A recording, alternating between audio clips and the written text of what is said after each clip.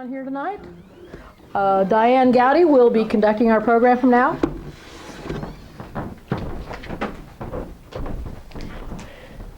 Good evening. Welcome to the 2002 Business and Professional Women's Recognition of Achievement Contest. This is a very special evening that we have where we get to honor what is considered the outstanding women in the Fairfield community. The way that this works is the Business and Professional Women is actually an international organization that is designed to elevate and promote the standards of working women. Our major goal is to promote working women through education, programs, and common goals. Here in Fairfield, we gather together to honor local women who have been chosen by their community as outstanding. For some of you who aren't familiar with how this works, and for our viewing audience, there's a ballot that we place in the Fairfield Ledger and also in the town crier, thanks to Lillian. You hear Lillian? Thank you, Lillian. And it's placed in late March, and we also place the ballot in our local financial institution's lobby. And the ballot looks something like this, and there's a whole lot of extra ones sitting over there if anybody would like to take some to send home to moms or dads or friends or say, this is how I won. There's extra ones. And what people can do from the community is they can write in the names of people they feel are outstanding in these different categories. And then we go and we pick up these ballots and we actually count the number of women who have won in these different categories. That would be a no-no, so we won't do that. No one saw me do that. See it? It's right here. I did not touch that piano. And then we count the number of ballots. It's on television. I did touch that, but I removed it. I did not lie. The ballots are then counted, and the majority vote determines the winner in the category.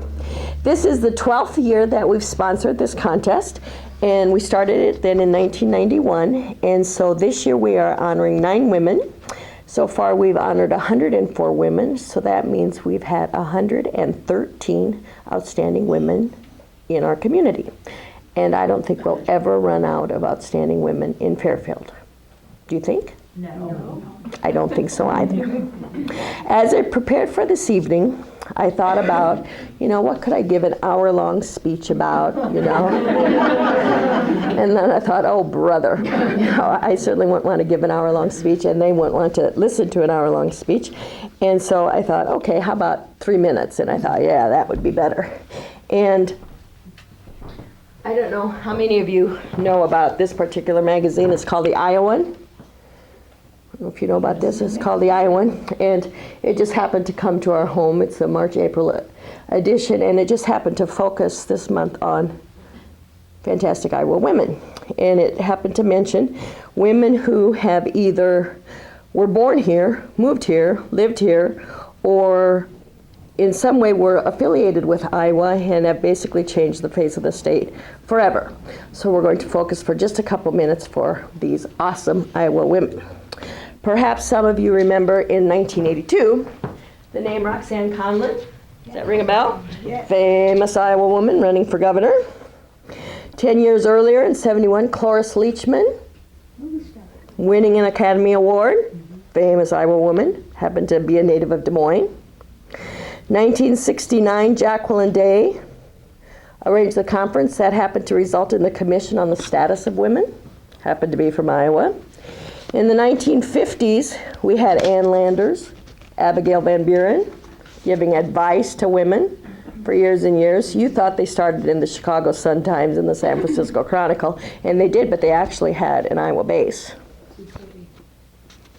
Were they from Sioux City? Yes. I believe you. Can you imagine back how Edna Griffin might have felt? She happened to be a black lady living in Des Moines. In 1948, she was sitting at a lunch counter in Des Moines, and she requested service at a segregated lunch counter. Think about that, in 1948. That was 54 years ago. for the first time saying, I would like a cup of coffee, please. And you don't even think about that, but here in Iowa, they were working for their rights. Laura Ingalls Wilder came here at the age of 9 and wrote all of her Little House books here. Outstanding Iowa woman. 1929, Lou Henry Hoover was Iowa's first lady.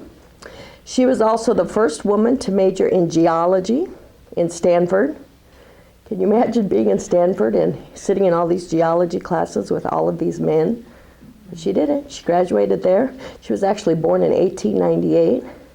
I mean, think how unusual that lady would have been. But she was there.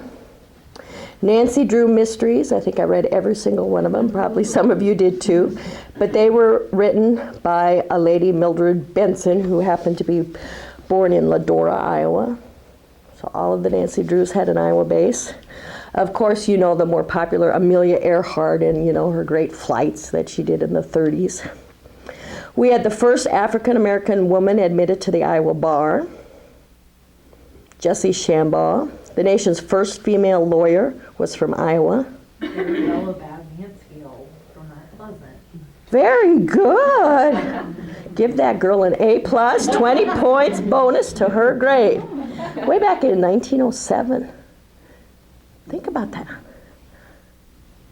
I mean, I'm not from Iowa, I'm from Nebraska, and that's just as bad. The kids go, oh yeah, right, as if that makes you very important. But I mean, Iowa is really known for a lot of firsts, especially with its women.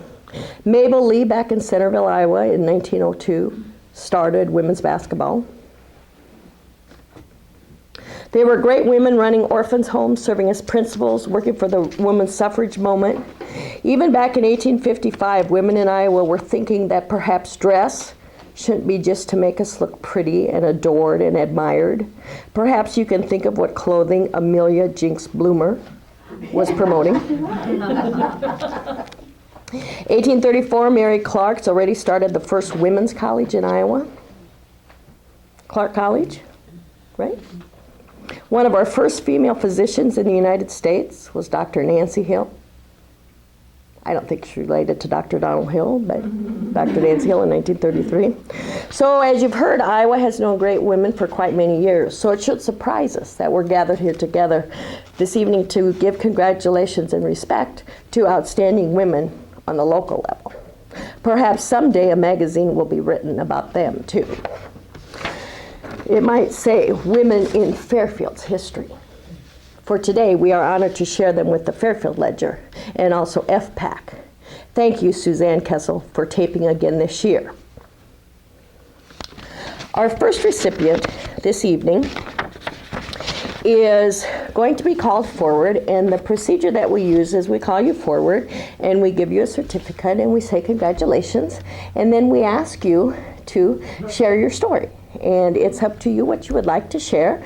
You can share a little bit about yourself and how you came to be this particular person and in this particular position. And then after you share that, if you'd like to honor us by, if we have a question or something, you can answer it if you'd like. And it's just your moment to shine. It should not be painful. It should be joyful. Those of you who find it painful, that is not the intent. It should be joyful. So we have Mrs. Whitney is helping us tonight. She has served on the committee, and she is presenting the certificates. And so our first recipient this evening we are honoring is the Outstanding Female Executive Manager, Owner, Supervisor. Let's please congratulate Sheri Lowe, the Nelson Nursing Home Administrator.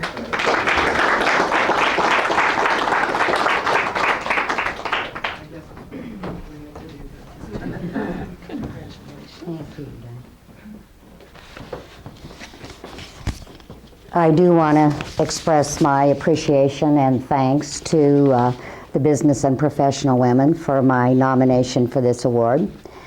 And I work at Nelson Nursing Home.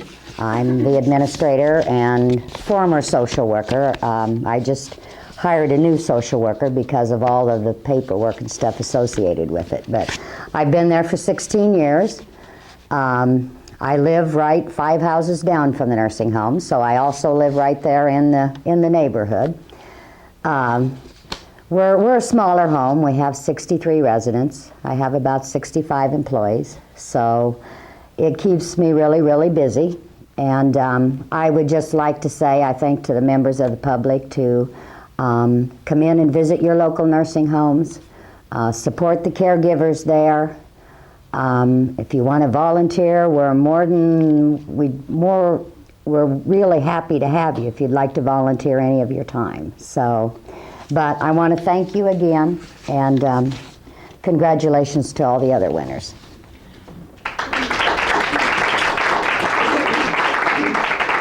Just stay up here a second if you want to. Does anybody have any questions or anything for Sheri? How does a person become a nursing home administrator? Is that license or? Yeah. I have a BA degree in sociology and psychology education. I also have a teacher's certificate. I just wanted to be a social worker. That's really what I thought I would like to do. So in 72, nursing homes were required to have social workers, so I did that for 8 years. And then I went on, most of my core requirements were satisfied with my BA, but I did have about 1.5 years of healthcare classes.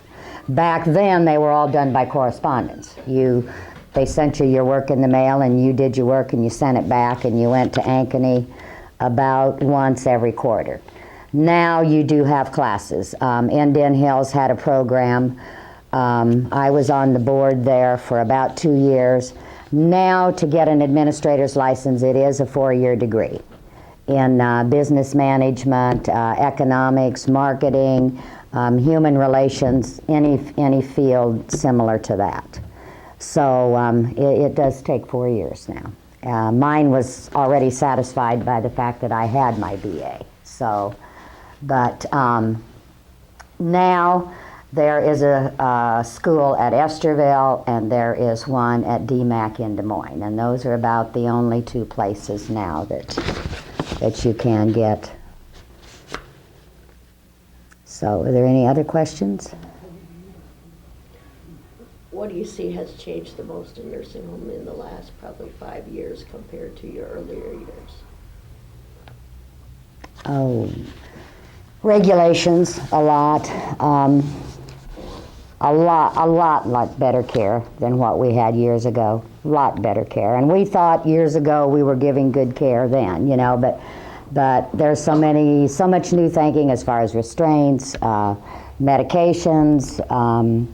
What medications they want them on. I mean, there are just certain meds that they do not want elderly people on anymore. We just went through our survey last week. We had 5 surveyors walk in Monday night at 7 o'clock, and Parkview had about as many walk in Monday night at 7 o'clock. So I think all the Southeast Iowa surveyors were in Fairfield last week. And they look at so many more different things, and those regulations have benefited our residents a lot, and there's an awful lot of paperwork. I mean, we hire probably 2 nurses that just do nothing but paperwork continually, and that's kind of sad, but it has to be done. If it's not documented, it isn't done. So, and it takes a lot more staff. We run probably 5, sometimes 6 nurses on our day shift, 2 nurses on second shift, and 1 nurse on third shift, plus all of our CNAs. So, but the regulations have changed a lot. And this is what I say. I hope that you, as public and maybe future consumers, you know, get into your nursing homes, come out and visit people that you know there. We're so much different than they used to be years ago. So much different. I see lots of good things done in nursing homes. So. Thank you. You're welcome.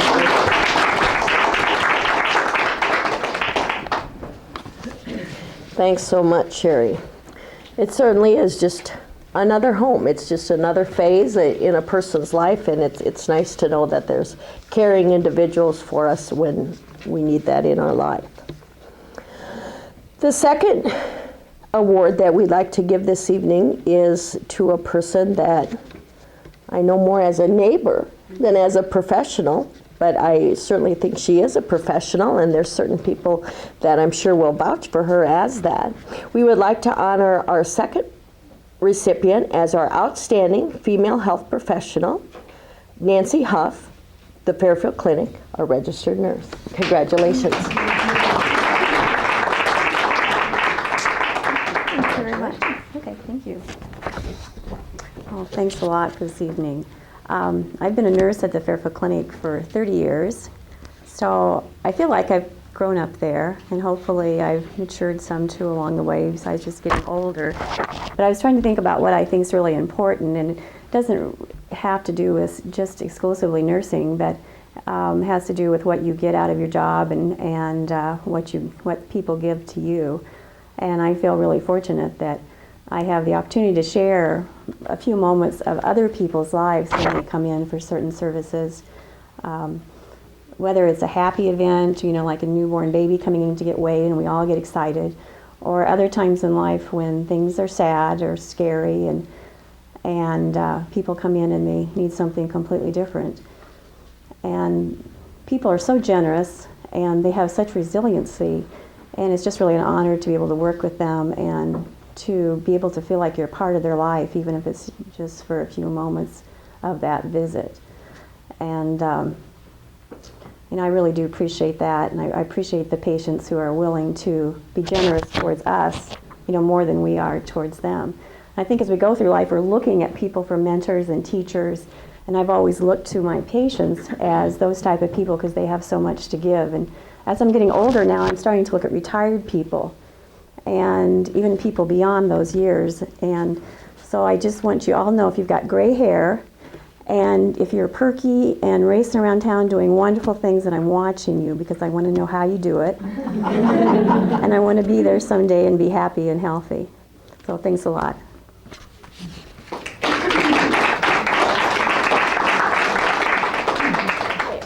Then you're a registered nurse, Yes. and now registered nursing, to be a registered nurse, it's a 4-year kind of a deal It usually? has changed. When I went to nurses station, it was a training. It was a 3-year course, and most places associated with a hospital and a college. So I went to Co-College in St. Luke's and Cedar Rapids.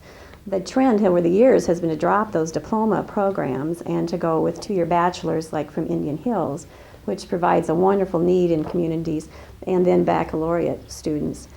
The problem is there's going to be a big nursing shortage, like they talk about a lot of other things, as nurses who are my age and a little bit older start retiring. So there is some talk again about trying to get the 3-year programs perhaps going again. Right now there really is a need to be filled, and to get young women interested in nursing is a real important thing. I want you to know she not only did some of my children, she's now doing their children. I know. That means you've been around a while, hasn't it? But I just started out real young, so yeah. My children are real young yet. Yeah. Every once in a while I have an adult come up to me and say, I remember when you gave me a shot, or I remember when you did something. And I always like those stories being shared, but I don't like it when I'm at the grocery store and a little kid sees me and cries and runs the other way. It's not good. Yeah. So what changes have you seen a lot in the last few years? I think patients have just become more aware of what they want in medicine and in their own care. And I think that's a wonderful thing, because once everybody, the more we all know, the more we're able to come in and get the services we need and ask the right questions and get them answered right. So the internet has helped patients a lot, because they can look up things on the internet and they come in with their questions, real specific, because they already have some information that they need. That's been a big change. Yeah. Good. Well, any other questions? Okay. If not, congratulations. We certainly wish you well, and we're glad to see your smiling face.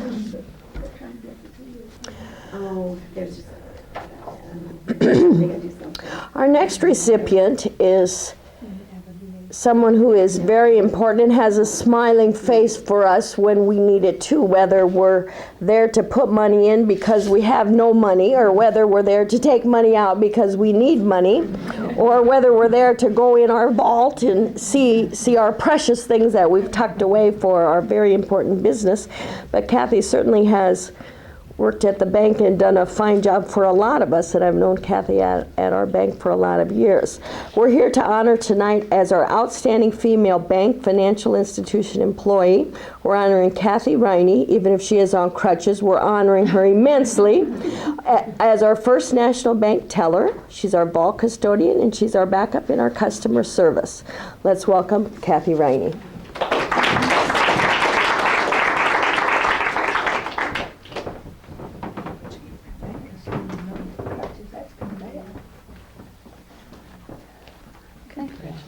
Thank you. Thank you to the BPW for this award. I started in banking in 1977. I was fresh out of college. I took a job as a part-time teller. From there, we moved to Evergreen, Colorado, and I continued with banking. I did second mortgages, appraisals for those. I was a teller. I worked at a savings and loan. My husband's job relocated us to Fairfield, and I had small children, so I took 11 years off and provided daycare. And when they went to school, I decided I needed an adult job again. So I went back to banking. So as she said, I'm a teller. I do customer service. I've run proof. I've worked in bookkeeping. I've done a lot of the jobs in the bank. The biggest changes, I think, since I've started is, one is ATM machines. They're just everywhere now. Computers as our teller machines, and online banking. Probably the biggest change is security. There's so much fraud, so many bad checks being written, checks being stolen, forgeries, that's probably the biggest thing that's changed. We have to be so careful about everything now. I just really enjoy banking. I'm a crazy person who enjoys paperwork. And I like working with numbers, and mostly just the customers. I just love seeing them come in every day and getting to know them all and doing what I can to help.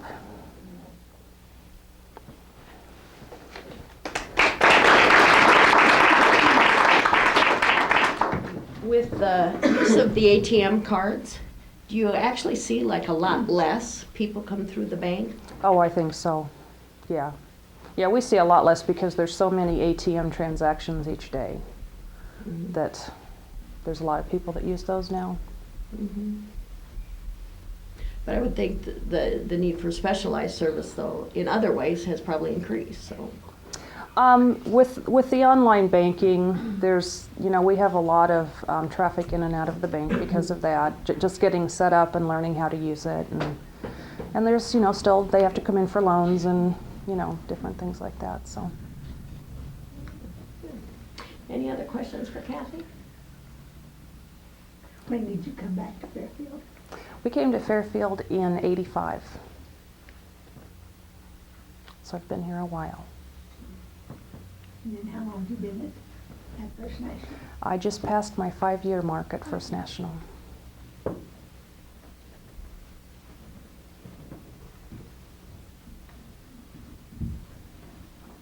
Thank you. Thank you.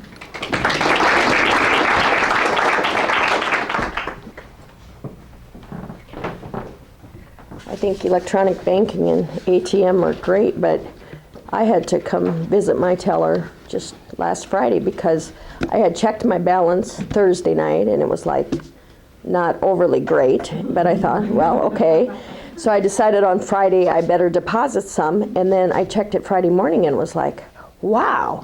It was like, how did I get that money in there? And I knew I hadn't deposited any, and so I checked with my husband, and he hadn't deposited any, but yet there was money in there. And it was like, how did that money get in there? And so I went to the teller and I said, I really don't think this is my money because I didn't deposit any, and Joe didn't deposit any, and it was my tax refund. And I just wasn't prepared for that because I had never electronically gotten my tax refund put in there before. But it was like, yeah. yes. Because I never get a tax refund. I always have to pay, and this was the first year I got a tax refund, so it was like, yes. So it was a very good day, very good day.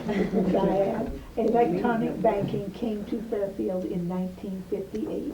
The electronic banking. Seriously? Seriously. Iowa State had the first one, and I was working there then. Really? And we thought it was such an improvement. Now, of course, that's obsolete, what we did there. Sure. 58, that was quite a while ago. It was National Cash Register Machine, and NCR. instructors came from Burlington. Really? That's something. Okay.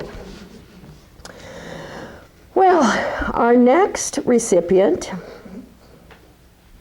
it took me a while to figure out who this was. Number one, I couldn't figure out who this was. And number two, I couldn't figure out why this was a city, county, state, federal employee position. I couldn't. So then I had to figure out who this was. And so then I figured out who it was, and then it was like, I still don't get it. Because this person is winning for a very good cause, because she's an outstandingly friendly meter reader, and this is great. And because everybody hates the meter reader, you know you do, so be honest. Because it's like, oh, there's the meter reader, and I didn't put money in. But now Lisa makes it okay. It makes it okay to get the ticket, have to put the money in the meter reader. But then it was like, why do they consider this the city got it? But it's with the police department, right? In the police department. So then I remembered, that. So then I finally got it all together, and I pieced it together, and I could call her and figure out who she was to say, yes. So we are very proud to honor our outstanding female city, county, state, federal employee, Lisa Metcalf, the outstanding Fairfield City Police meter reader.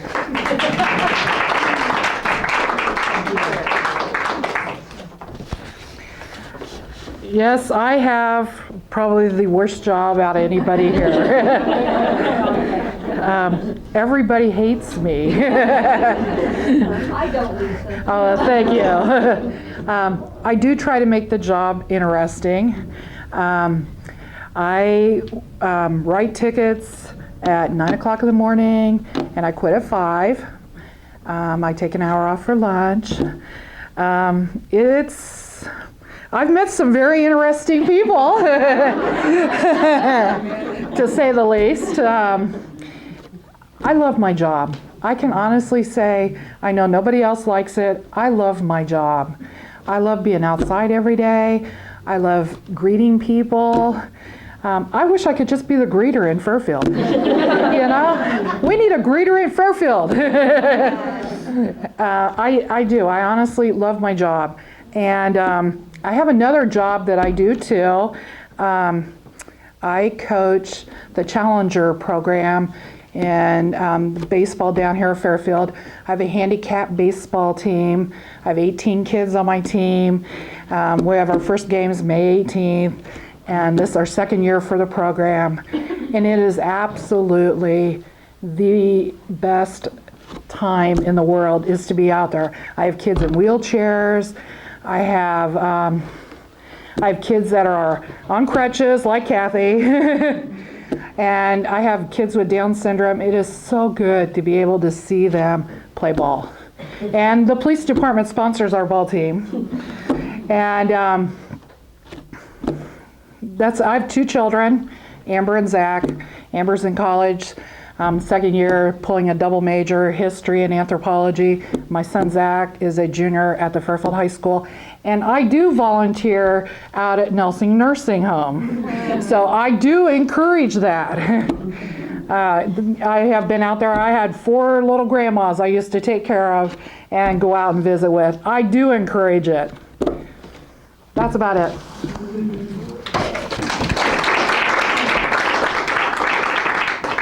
So most of the meter reader experience, though, they're basically all right to you. You're Yeah. basically positive. Nobody's Yes. not brutal or mean. Or, Just one. I just had one person. But you handled it all right. And now I had to call backup. I had to get backup. When they chased me down the block, I got to go for backup. Well, I'm glad you're here okay, Lisa. Yeah, I'm fine. I got a question. When's your lunch hour so we know when we go? Don't tell her.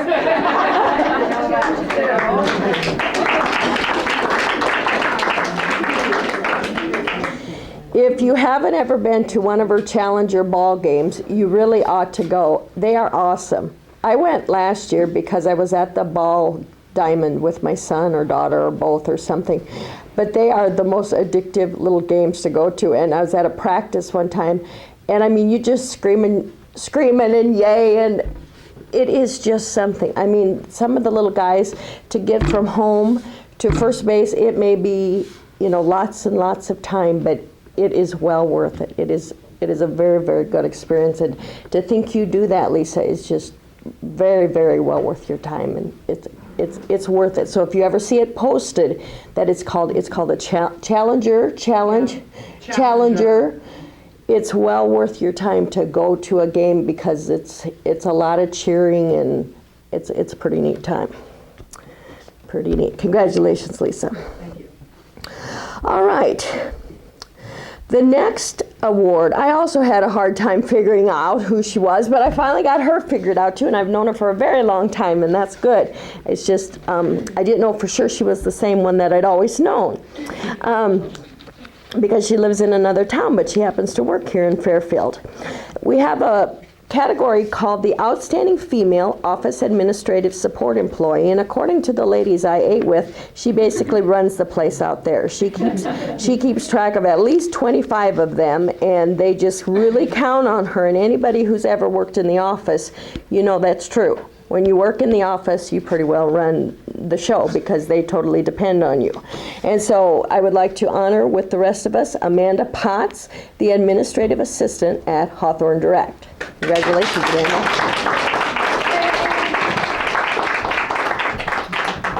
Thank you. I must say I was in shock when Diane called me on Tuesday because when this ballot went around, we were doing it for somebody else in the company. And so I was in shock, and Diane kept telling me how quiet I was being. And I really didn't know what to say. But I would like to thank the committee and thank the girls that did this. Really, I've been at Hawthorne for 5 years now. I love my job. Along with my daily duties, I do answer the phone from 8:30 to 5. I do travel. We have a company of 75 people. And over half of those people do travel, and there's been times when I've been doing 10, 12 trips a day. And I get a lot of support from these ladies, and as you can see, they all come today too. And I'm a full-time employee at Hawthorne. I have 2 children and a husband. And I just want to thank Carla and Maggie for initiating this. And that's all. Where do you live, since you live outside? I live in Eldon. Mm-hmm. And how did you get your training, Amanda? I started when I was 15 working in a restaurant. I worked in a restaurant for 14 years. After I had my first child and she was 9 months old, I decided that I would like to leave McDonald's and go into a business where I could work 9 to 5, 8 to 5, and still be a mother and a wife and have outside activities on the weekend. And so I applied at Hawthorne and got hired there. I started out in accounting. I moved to administration and am very happy with the move.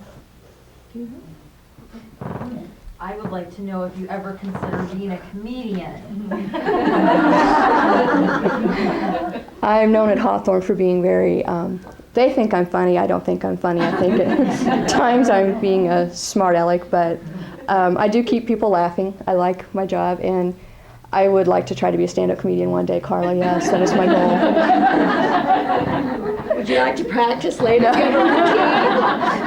I actually had a speech that my manager and another girl in the front office wrote, and they said that the way I got this award was a lot of pouting and whining.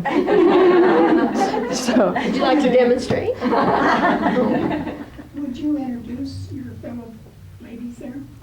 On the couch we have Maggie Manning. She works in our new business department. Nancy Annis is my office manager, and she is also my manager. I worked under Nancy. Carla Crawford Kerr is in marketing and new business also. She's one of our executives. On the end we have Evie Phillips, and she is in human resource. And then Sarah is sitting back here, and she works in our marketing department also.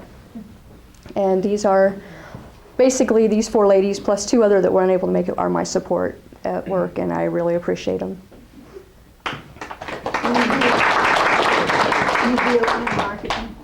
I just wonder, does Hawthorne Direct only do the infomercials, or are there other things? Or I'm just curious about the company. You do the books. We do. We started out doing infomercials for long form, half hour, and we've moved on now. We do a lot of short form commercials. And we do everything from entrepreneurial startup businesses to major companies like Apple Computer, Nissan, and Navy are all companies that we do work with. So it's pretty amazing what all goes on out there. And you know, Amanda gets to experience everything because she's up there on the phone, getting to talk to all these people and figure out how to help everybody. Amanda is Wonder Woman. Thank you, Carla. Basically a marketing business. Are we basically a marketing business? Sarah is actually the person that is better equipped to answer these questions. And she's next. And she's next. She'll transfer that call now. I will transfer that to Sarah. Thank you, May I Diane. ask Sure. what was your maiden name? My maiden name? Yes. Opperman. You were from Eldon, now. Yeah, originally I was born in Centerville and raised. Oh, okay. After my father passed away, then we moved to Okay. I thought maybe you'd been one of my students. You look so familiar. No, you know me from McDonald's. You are a morning customer.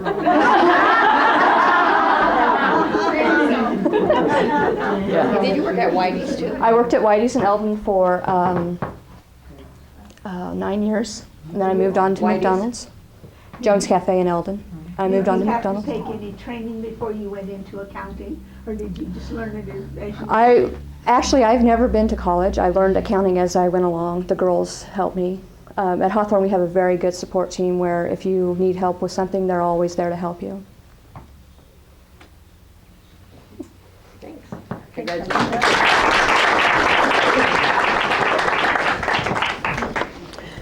Okay. Then we'll just keep sliding right through with Hawthorne here, because we're just in a Hawthorne mode here. Our outstanding female marketing and salesperson then, let's welcome Sarah Ledger, the Director of Marketing of Hawthorne Direct. Congratulations.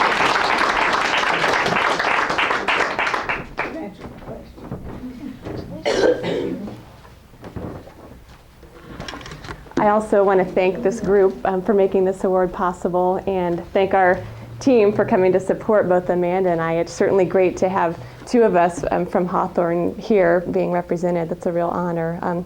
I personally don't think of myself as doing anything really outstanding. I just go to work and do what I really like to do every day for a great company, so it makes it really easy to do that. I am Director of Marketing, and I don't know, there are many people who kind of look at us and say, Hawthorne, what is that? What do you do? And a lot of people know we're out there by the bowling alley. A lot of people refer to our building as the old Universal building, if you were here when that was around.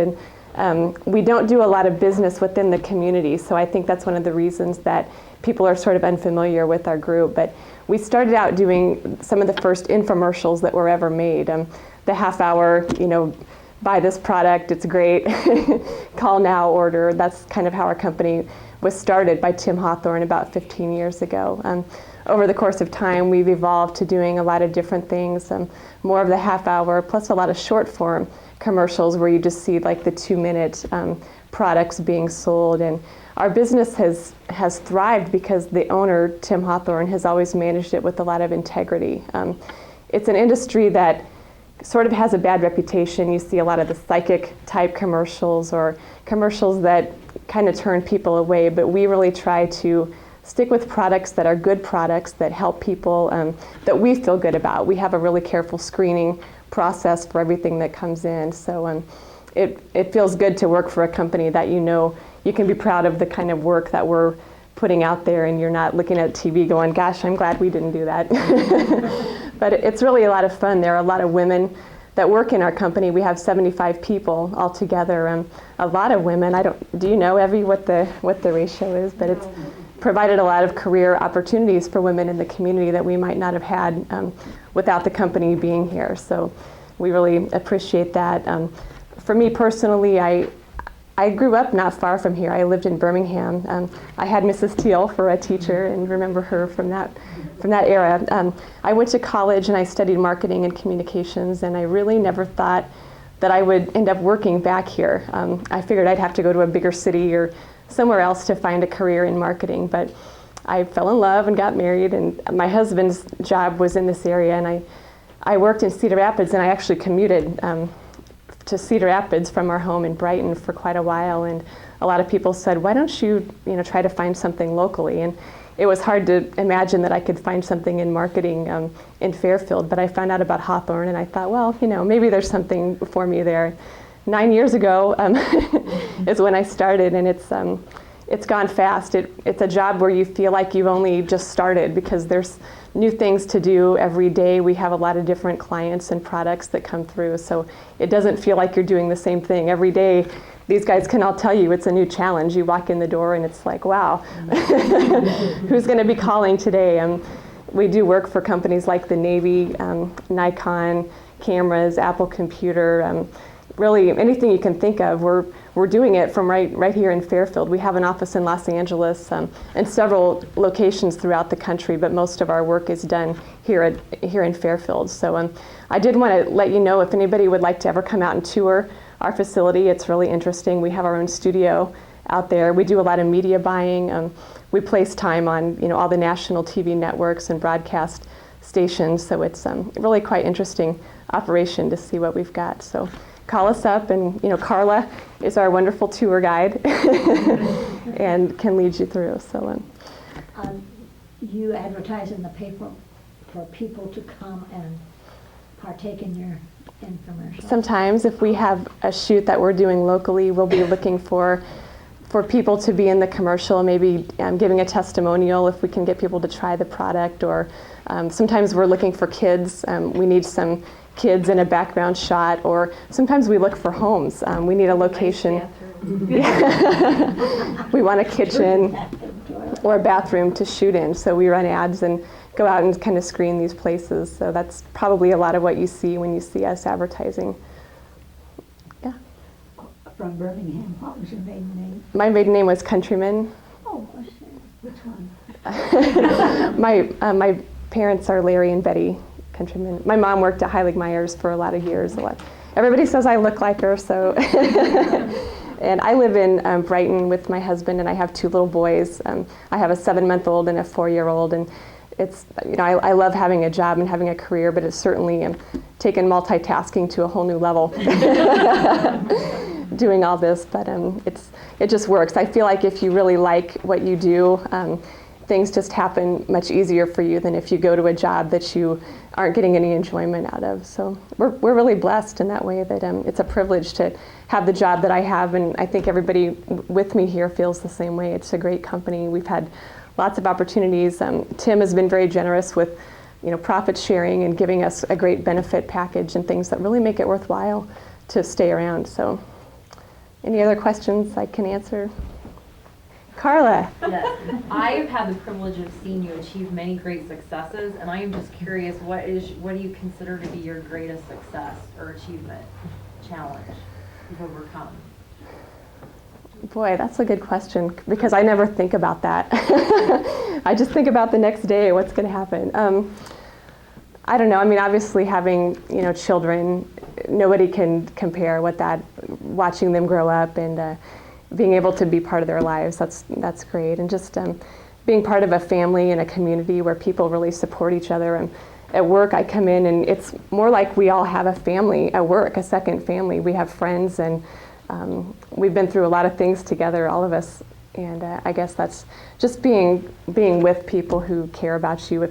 If I was in Chicago or Minneapolis or a bigger city, I would probably go to work and have some friends and have some people that I know, but I don't think it would feel the same, like you're working with people you really would pick to be friends with. So that's one of the biggest accomplishments, I think, is just being able to have that and make it all work. So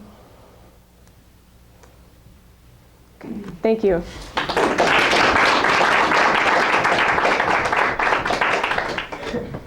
Thank you. Carla, I think that you need my whole class to come on a tour. I think about 16 kids would be great, don't you? They're all seniors and they really want to be at school right now. I mean, seniors love school right now and they'll have bright, shining faces and We'd love the tour. we'll be calling you. Okay. Okay? Amanda will be answering. Okay, Amanda, you'll be hearing my voice. We do give quizzes though, so let's. That would be good. The harder, the better. Actually, that's great. Okay, thanks so much. Seriously, I'm a business teacher and I teach marketing, and this does fit just right in. And we have been out there before, you know, in other times. So We'll be prepared. all right, we'll tell them about this stuff. Okay. Our next category is for the Outstanding Female Service Provider. And we certainly are blessed in that there are people who need our care, and there's people that are here to provide our care.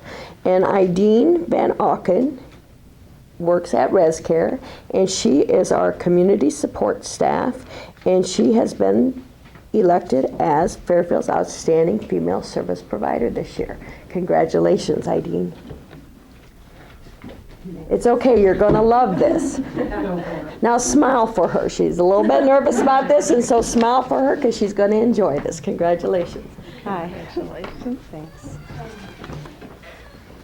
Hi. Have you guys ever had a really long day at work and everything just kind of seems to go wrong and the day just goes on and on and on, and you drag home and you plop down on the couch and you think, oh, now I can relax? And then one of the kids says, what's for supper, Mom? You know, and they've been there a couple of hours. They all know how to cook. Well, this night, one of my high school sons said, Mom, one of my teachers told me to tell you she's going to call you later on. I said, okay. I can imagine it's got something to do with not doing homework or, you know. So the phone call comes and I answered the phone and she says, well, she introduced herself. It was Mrs. Gowdy, and she said, first of all, I want you to know that your son is not in trouble. He hasn't done anything wrong. And I said, oh, okay. And she said, and then she proceeded to tell me about this award and that I had won, and I thought, wow. Somebody noticed. So anyway, I would really like to thank all of the people that I work with, more than whoever it is that has helped make this possible, although that is also nice. What I do is I work with mentally ill, mentally handicapped, physically disabled, and elderly individuals that live independently in the community. I assist them to learn or relearn independent living skills, such as finances. Some people just can't hold on to their money and make sure they pay their bills, or safety skills. Some people don't know or don't remember they need to look both ways before they go across the street. Yes, cooking too. Yeah, just about anything you can think of, you know, that we all take for granted as normal people. Some people can't. And so that's what I do. Now, do these people live, do you go to their Yes. places where they live? Yes. What do you call that, where they live? They live independently. They live in an apartment or a house or with their family or...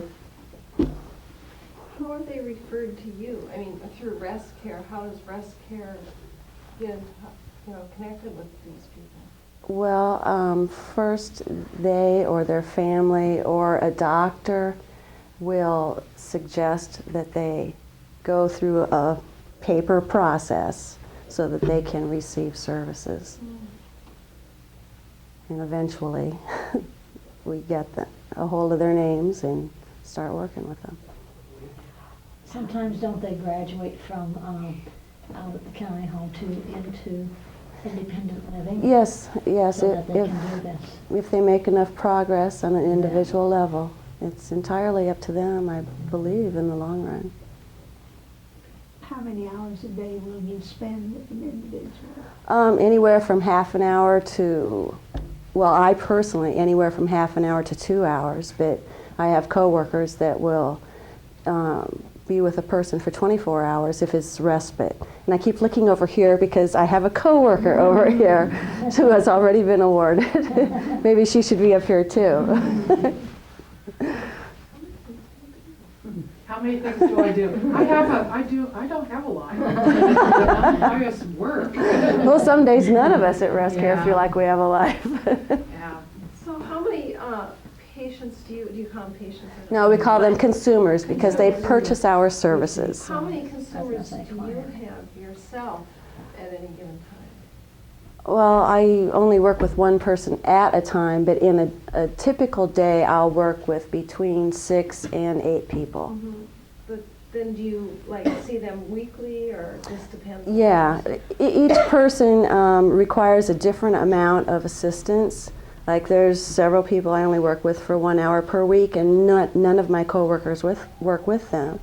And then we have consumers that have services at least twice a day. Every day of the week. So anywhere in between. And then we have an apartment complex that I spend the night at every other weekend because the consumers need overnight support. Yeah. How many? Okay. Do you also help place these individuals within the community on jobs? We attempt to assist them in whatever way we can. We work as a liaison in a lot of regards between, any agency in town, any business in town. Some people don't know how to speak for themselves. Yeah. How many consumers are in your under your jurisdiction, or the organization here in this town? Well, for the community, I think it's like around 65. Yeah, I'd go that figure. Yeah. Yeah. How did you happen to get into this particular position? Well, I'm the person that everybody always used to come to and talk to about their problems, and I've just always really enjoyed people, and I've used to volunteer with all kinds of different things while my kids were growing up. I was fortunate enough not to have to work. Things change. But I really like it. That didn't really answer your question. Okay. Am I done?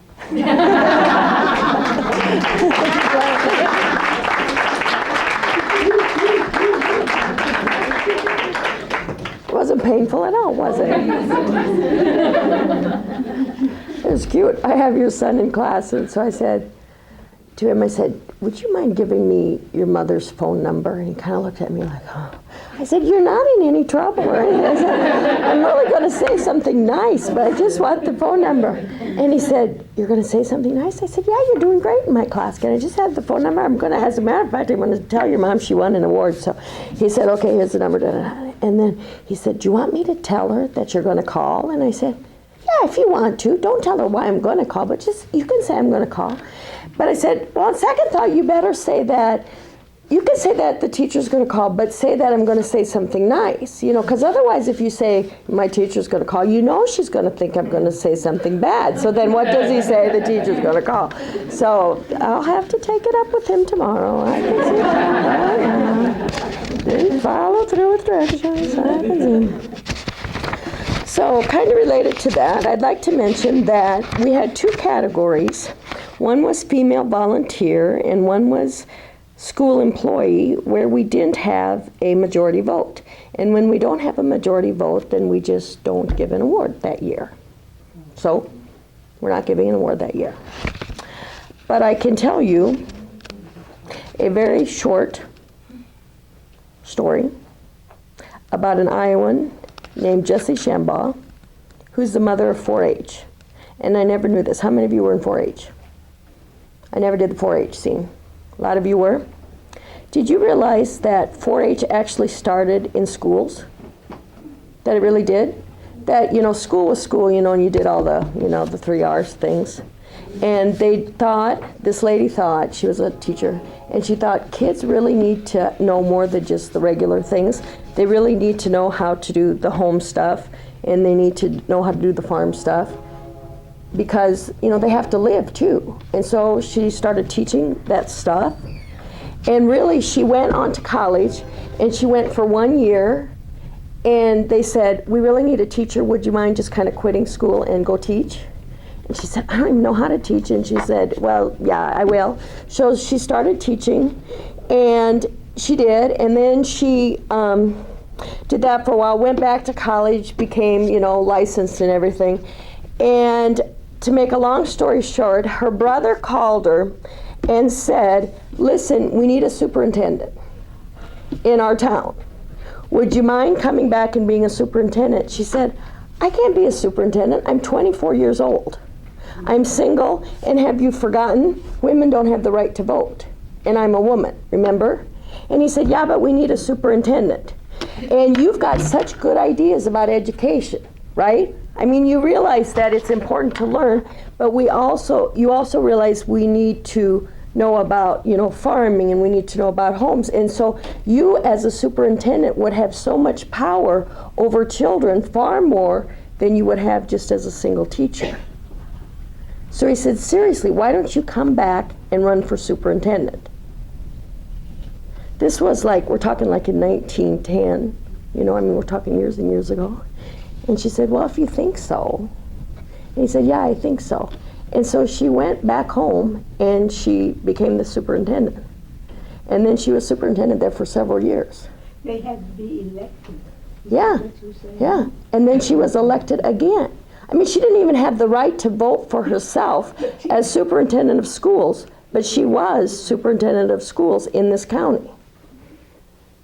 And then she became the mother of 4-H, and then they've had 4-H ever since then. And she was so well liked, and they said how she visited all 138 schools in her county by horse and buggy every year. And, she went on, and I mean, think of the vim and vigor of this woman. My, I'll go home and grade papers tonight. I will. No, actually, I won't. No, but I will do lesson planning. That's a lot more fun. Okay, so no category winners in volunteer and employee this year. We have 2 categories left, however, that we feel honored to produce, and that is Outstanding Female Professional. We would like to honor this year Patty Hamilton. She is from the Heartland Real Estate. She's not only from the Heartland Real Estate, but she is the broker and the owner. Congratulations, Patty.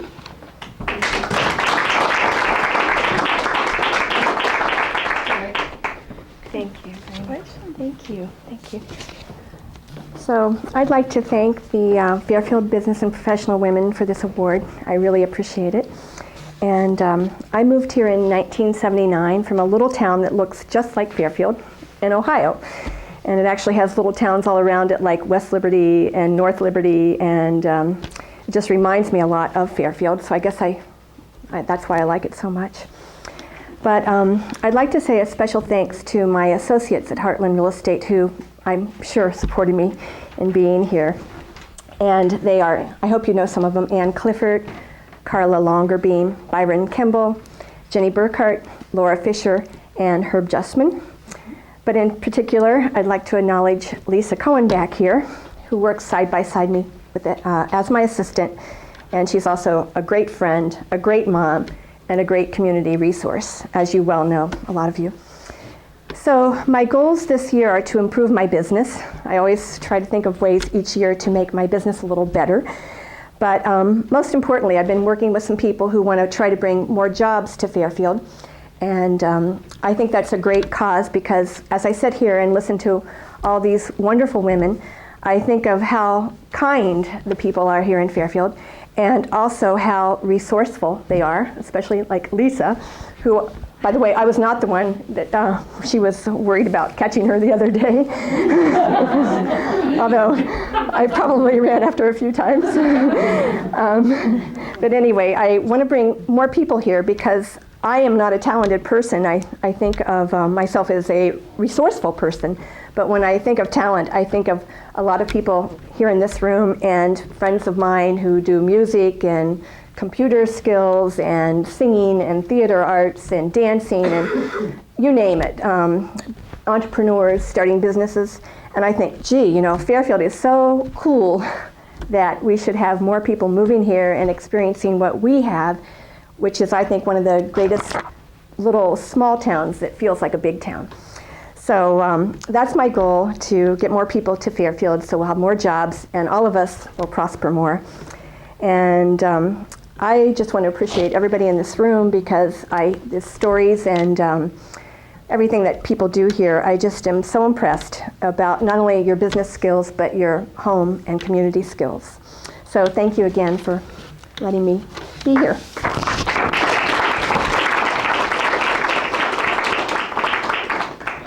Thank you so much.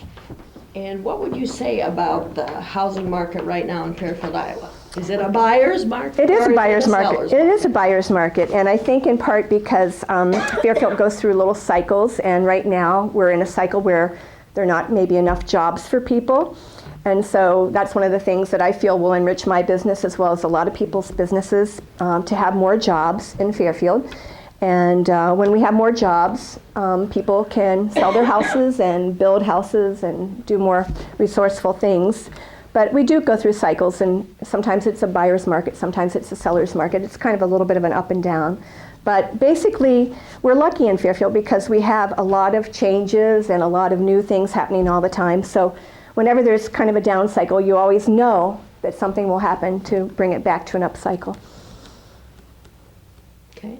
And for your last question. Okay. Part of this night is to educate the public. Okay. That's our job. Do you have any advice as far as selling your house yourself versus going through a broker? Don't sell it yourself. You have 30 seconds or less. Well, the one thing that is nice about using a professional, as with any service, is that we are kind of trained to advise people and to teach people and to give people the realm of different things that they can do, not only to sell their home, but to buy a home.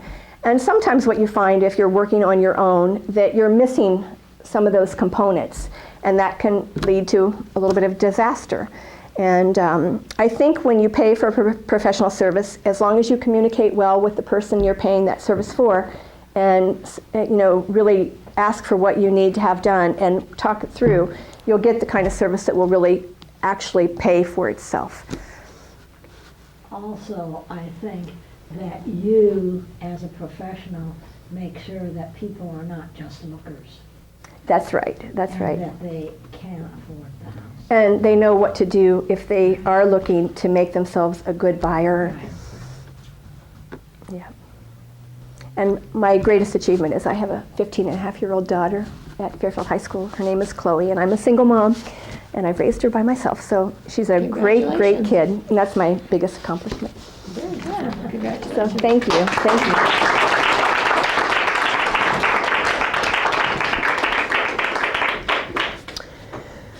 Okay. And I bet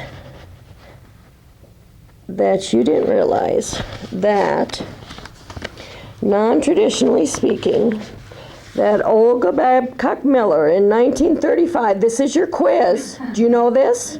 No. You didn't know this?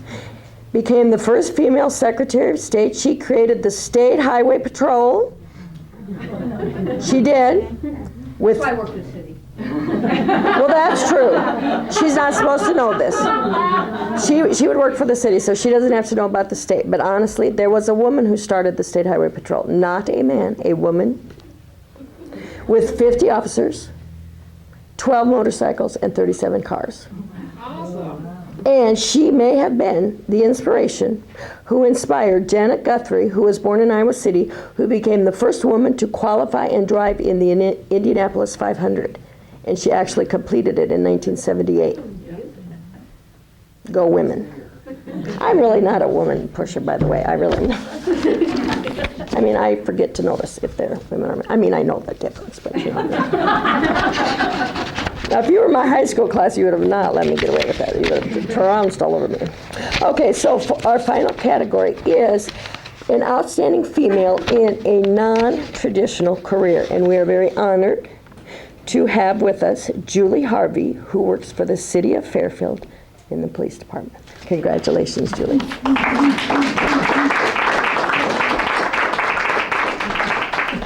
Thank you. I'm Julie Harvey. I'd like to thank you for the award. Most of you don't know me as Julie Harvey. Most of you know me as Julie Kinsella. I'm one of the 4 little snotty-nosed kids that lived down by the middle school. I played softball with Sarah's sister. Some of you were my teachers.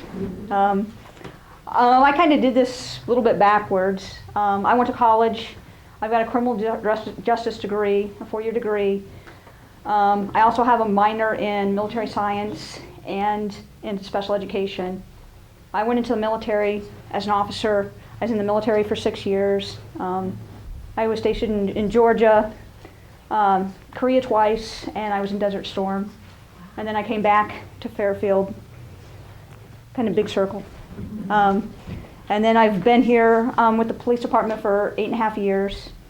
I'm a sergeant now. I've been a sergeant for 3 years. And I'm a shift supervisor. Right now I'm working nights. I've got 2 other guys underneath me that I supervise. I'm also in charge of the field training program, so all the new recruits that we get in, I am in charge of training them and making sure that they're certified and ready to go out on the street. I'm also in charge of the bike patrol. I do evidence, put it in the evidence room, and I just got certified to test marijuana. Wow. No, we don't get to smoke it. That's not one of the criteria. That's what the other chemicals are for.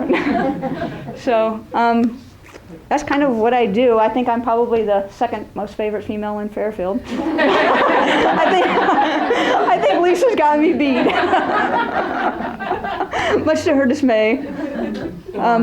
I don't know with Hawthorne, the people at Hawthorne know. You guys actually help us a lot. We bring a lot of surveillance tapes to you. If we want enhanced, you guys are actually working on a case with us right now. We pretty much go to all the businesses. There's a lot of stuff that we don't know as police officers that we go through, like with forgery and a lot of the other things, and ATM and PIN number things that we go to the, different businesses. And basically the people in the community are the ones that educate us. And I guess my job is I'm as good as what the people make me. If people give me good information, I can solve cases. It's not very often that we stumble on a case and just come across it. Usually somebody calls, somebody gives us information. So we're basically as good as what everybody makes us.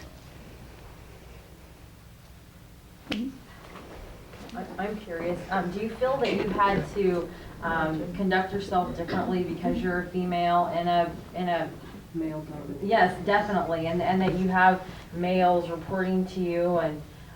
No, I don't look at it like I'm the only woman on the police department. I'm the 2nd police officer that's been hired with Fairfield. I'm the first one that's made it off the probation. I'm just one of the guys. When my shift is fun. We have a lot of, we're like a go-getter shift. Whoever works with me, we want to go up. We want to go out and do things and stuff like that. And we make the shift fun, and everybody helps do the work. It's like one big team, kind of what you guys were saying. I think being in the military helped me because you have a lot more supervisory skills. I think if I'd been right out of high school or 21 and tried to do this job, I probably would have fell on my face doing it. I think going to college, growing up a little bit, going into military and having some leadership and some scary things happen and stuff like that along the way helps what I do. So, and I think you learn because I got out as captain, so I was used to having the authority. So that's a big hurdle for a lot of young officers to get over. Is it's a lot of authority given to somebody that's young or has never had that authority. So it's a big hurdle for them to get over, and I kind of bypassed that from being in the military. I got to learn somewhere else, far away from Fairfield. So, but I don't look at it. I've got different skills that I'm good at, just as other officers are good at other things. Kicking in a door, It's a little difficult. I don't have the longest legs. I can do it. It's not pretty, but I can do it. But when they want somebody to go in the attic through a crawl space, I'm the one that they lift in. So it's a trade-off. So. Do you ever encounter prejudice because you are a woman? I've never had it directed to me as a police officer. When I was in Saudi Arabia, I got in trouble by the religious police because I refused to put on a veil and stuff like that. When we went downtown shopping, they asked me to put on a veil. And it was the day before I was leaving country. And I'm like, next time I'm in country, I'll be sure and do it. But, you know, it's just different. I mean, I've had a lot of different experiences living in like third world countries and things like that. So, but you know, as far as me, I've never had any, you know, everybody gets called names, you know, in the job that I do. I mean, Lisa's. Yeah, it's equal opportunity there. But, you know, I just look at the source. You know, usually the people that we deal with that are calling us names and stuff like that are intoxicated, and when they sober up, they're usually not the same type of people that we deal with when they're sober. So. What was your scariest situation you've ever been in? She didn't chase you down the street. She probably wanted to a couple times. I'd say the first time that you got in a car chase and we're going 90 miles an hour down the street, and we had multiple people bail out, and I've got 5 on the ground and one person's out running, and they're like, "Where are you at?" I'm like, "I'm behind Pizza Hut on 14th Street. I got 4 on the ground and we got another one running." And they're like, "We're coming." You know. But I mean, being scared is good because that way you're alert and you're paying attention to what's going on. I mean, if you're scared to the point where you're petrified and you don't react, then you're going to get yourself hurt or somebody else hurt. But being scared is actually a good thing. So. And your husband does what? My husband is Ed. He's the drug task force prosecutor in Southeast Iowa for the Interagency Drug Task Force. He does the felony prosecutions. So he's not a policeman, he's an attorney. He's one of those guys. They don't give him a gun. Actually, a lot of the cases we don't, because it can be considered a conflict of interest. So some of the cases they split off or whatever, but he does most of the felony prosecutions.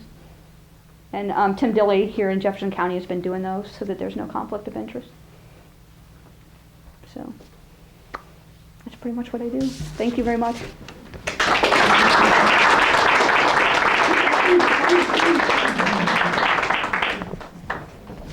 Very interesting. Thank you so much.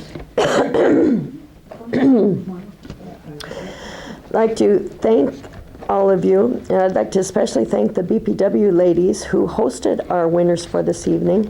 We are a group of ladies who meet the 4th Monday of every month, and our main purpose is just to be there to support each other, and that we do. And we have a little networking going on, and what we do is if we need something, we call each other and go, "Hey, you know, this is what we need," and we've gotten each other through all kinds of things in all kinds of situations. And what we do for each other for this deal is say, "Hey, would you support a local woman who has won an outstanding award?" And they say, "Sure." And so they reach in their pocketbook and they paid for your meal tonight. And they just did that as a courtesy because we are not a real wealthy organization, because we're not into the, "Oh, let's have a bake sale," and "Oh, let's sell Tupperware," and because that's really not our purpose. And so thank you for reaching into your pocketbook, Phyllis Baum and Frankie Beatty and Gail and me and Vivian and Marie and Mary and Lillian and Diane. And thank you also for the guests who realized that, you know, we're not a wealthy organization, and so you took care of your own meal. We appreciate for that. And if there was any guests who didn't get to take care of your own meal, if you could see Fern and take care of it, we sure appreciate that, because we're not into Tupperware. We just don't do that kind of a thing. If anybody would like to think about coming to our organization and seeing what a regular meeting is like, it's always the 4th Monday of the month, and we meet, we have a meal, enjoy, and we always have a guest speaker about something. We always learn about something, and one of our biggest claims to fame is we always give a scholarship. And I don't know if you realize it, but the high school this year alone is giving like $250,000 worth of scholarships. It is phenomenal how well supported our local high school is in scholarships, and that is wonderful. And so what the BPW does in our little way, we give a scholarship to a non-recent graduate. We say some lady who's out there and is maybe our age, who says,